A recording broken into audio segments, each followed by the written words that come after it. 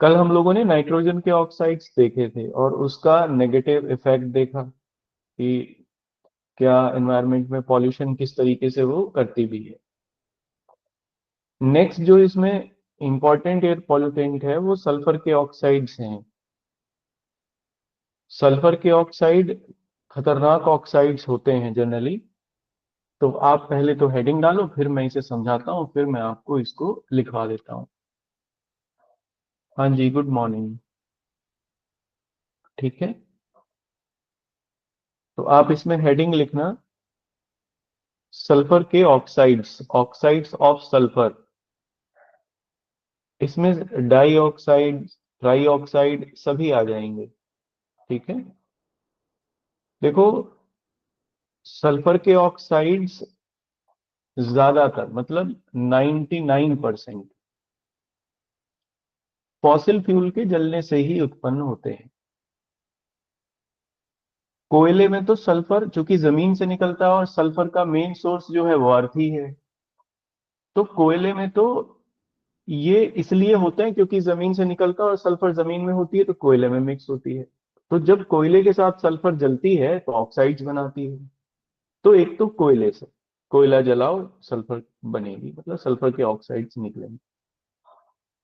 दूसरा जो fossil fuel है, इसमें भी चूंकि जो कार्बनिक ऑयल है, ऑर्गेनिक ऑयल है ये, खनिज तेल जिसे हम लोग कहते हैं, इसमें घुली हुई होती है सल्फर।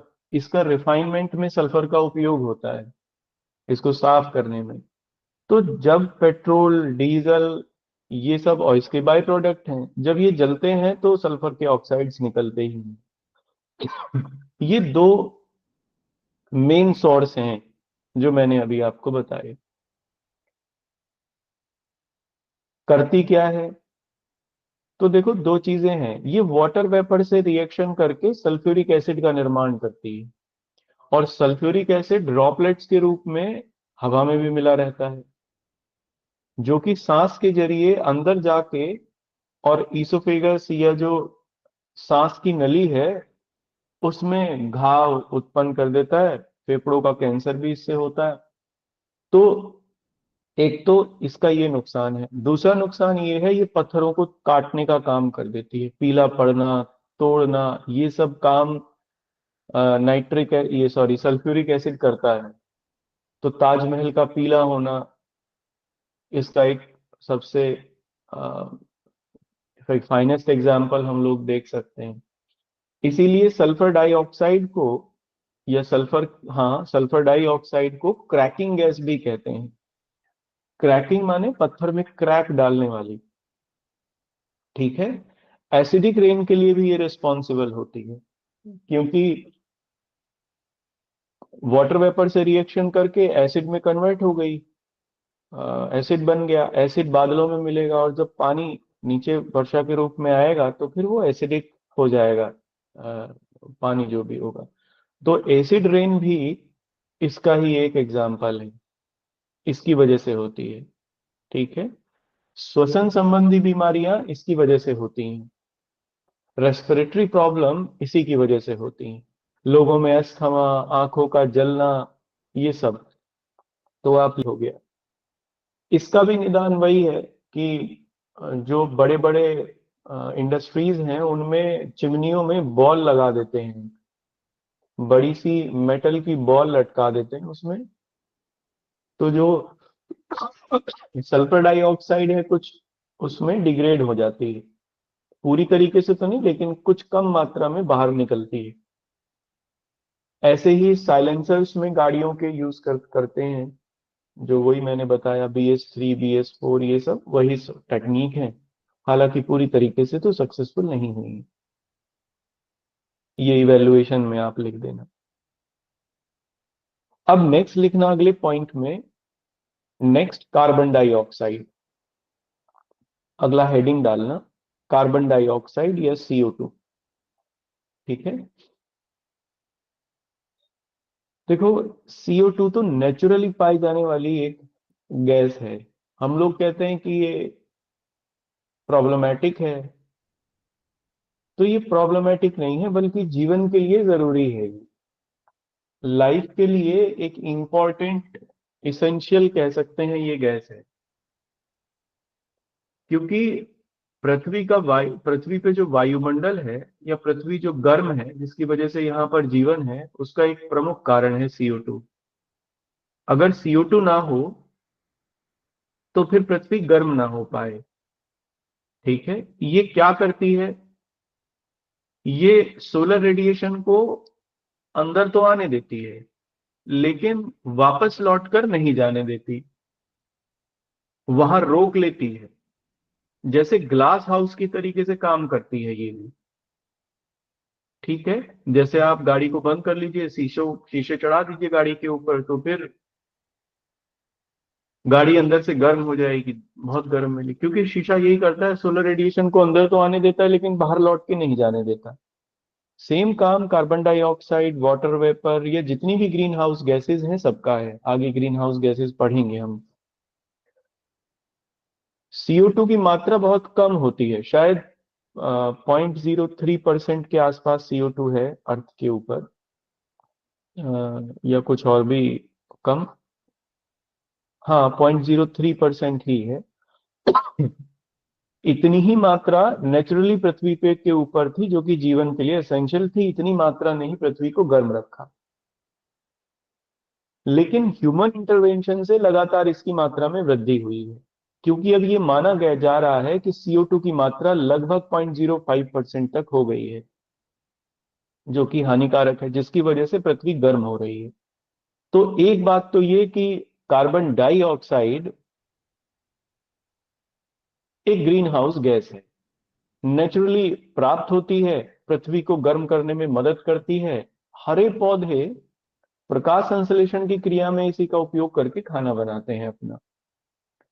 लेकिन अगर हाल फिलहाल में इसका ह्यूमन ने इमिशन ज्यादा किया है, तो फिर जिसकी वजह से पृथ्वी गर्म हो रही है ज्यादा, और ग्रीन हाउस एक इफेक्ट जो है वो उत्पन्न हो रहा है। पर ये हानिकारक गैस नहीं है कार्बन डाइऑक्साइड। कार्बन मोनोऑक्साइड हानिकारक है। ठीक है। क्योंकि पेड़ पौधे कार्बन डाइऑक्साइड को तो एब्जॉर्ब कर सकते हैं, मोनोऑक्साइड को नहीं कर सकते।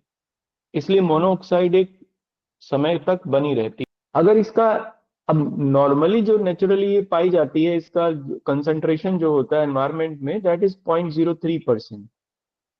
इतना ही ठीक है। अगर इससे ज्यादा होगी तो ये, क्योंकि ग्रीन हाउस गैस है, तो हरित गृह प्रभाव उत्पन्न कर देगी, बढ़ा देगी, पृथ्वी गर्म होने लगेगी, बर्फ पिघलने लगेगी, क्लाइमेट चेंज होगा। तो अब आप अगले पॉइंट में लिखना।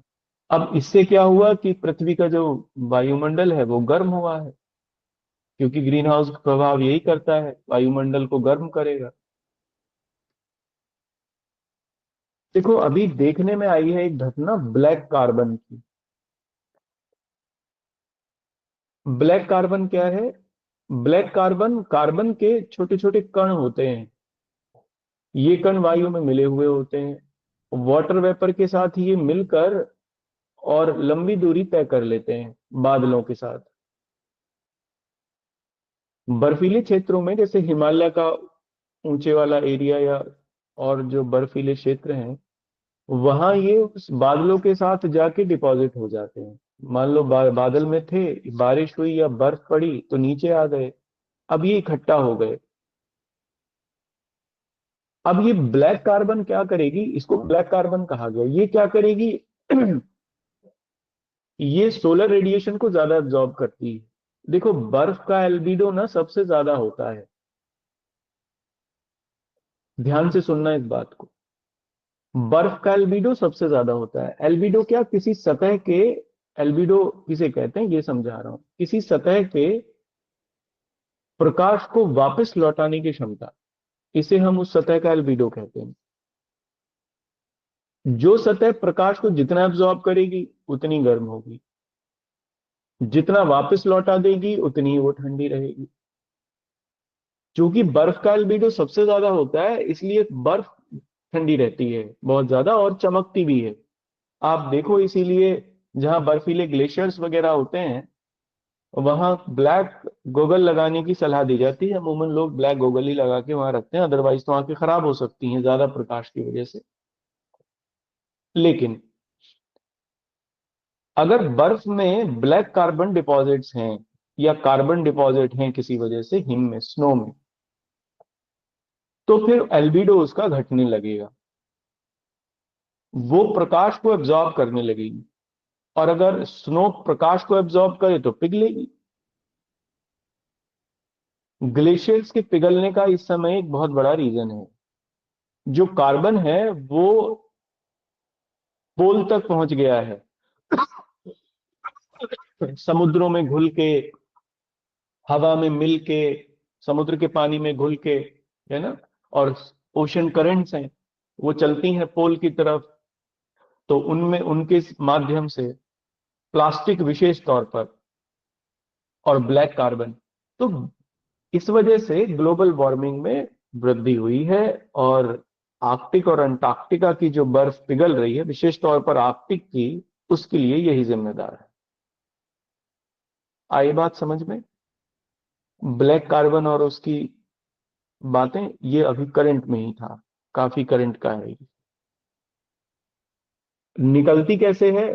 तो वो आपको पता ही है कि जितने भी कार्बनिक कंपाउंड हैं, ऑर्गेनिक कंपाउंड हैं, अगर उनका ऑक्सीडेशन होगा, जलेंगे, जैसे पेड़ पौधे या जितना भी फॉसिल फ्यूल है, कार्बन को जलाने पर कार्बन डाइऑक्साइड बनेगी ही। ठीक है ना? तो आप एक बार देख लेना कि कैसे कैसे ये बनती है।